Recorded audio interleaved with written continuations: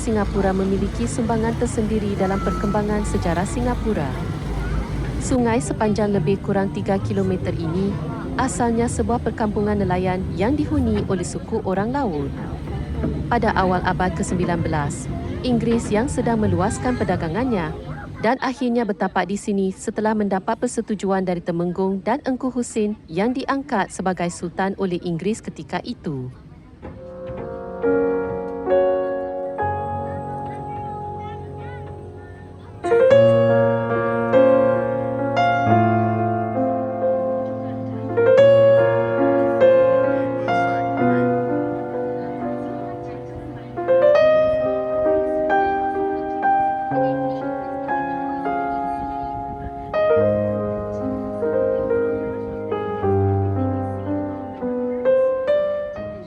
Inggeris yang melihat tempat ini begitu strategis telah membangunkan gedung-gedung perniagaan, pusat pemerintahan dan menjadikan pelabuhan bebas.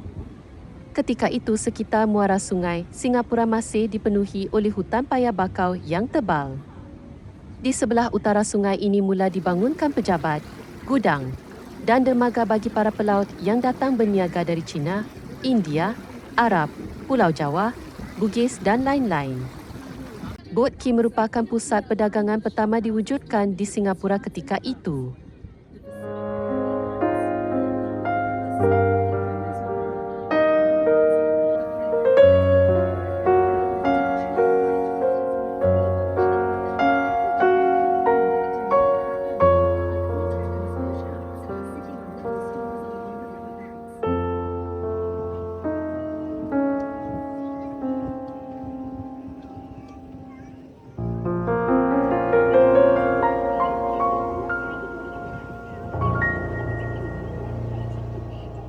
Selain melestarikan berbagai dermaga di tepi sungai seperti Boat Quay Clarke Quay dan Robertson Quay, kini pemerintah Singapura menjadikannya sungai sebagai daya tarikan pelancong dan lokasi ini menjadi pusat perdagangan antarabangsa yang terkenal. Hal itu dapat disaksikan dengan banyaknya bangunan-bangunan pencakar langit dan tentunya Marina Bay Sands yang melatari pemandangan sungai yang sangat menarik.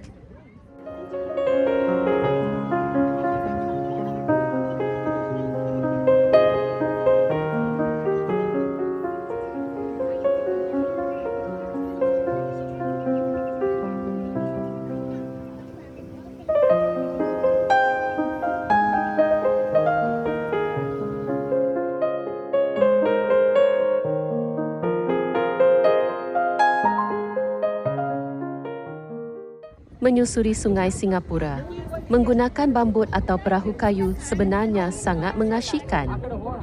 Perjalanan menyusuri sungai ini boleh dimulai dari Robertson Quay Clarke Quay Boat Quay dan Marina Bay. Di tiga lokasi pertama kita akan disajikan pemandangan pusat perdagangan masa lalu berupa bangunan gaya Eropah abad ke-20 tetapi telah dipugar kembali dengan dinding berwarna-warni. Tak hanya itu, sejumlah gedung peninggalan kolonial Inggeris juga masih dikekalkan. Beberapa bangunan antaranya adalah Victoria Theatre yang dibina tahun 1862, Museum Peradaban Asia yang berfungsi sebagai gedung pengadilan dibina pada 1865 dan Katedral St. Andrew yang dibina pada 1855.